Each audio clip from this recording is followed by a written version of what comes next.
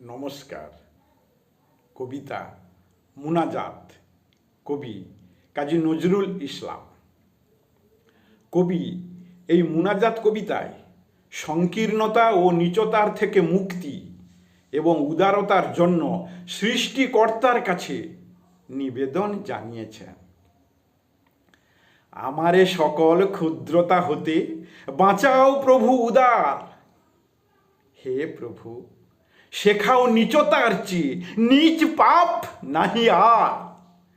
যদি শতেক জন্ম পাপে হই পাপী, যুগ যুগান্ত নরকেও যাপি, আমি জানি প্রভু তারও আছে ক্ষমা, ক্ষমা নাহি নীচতার।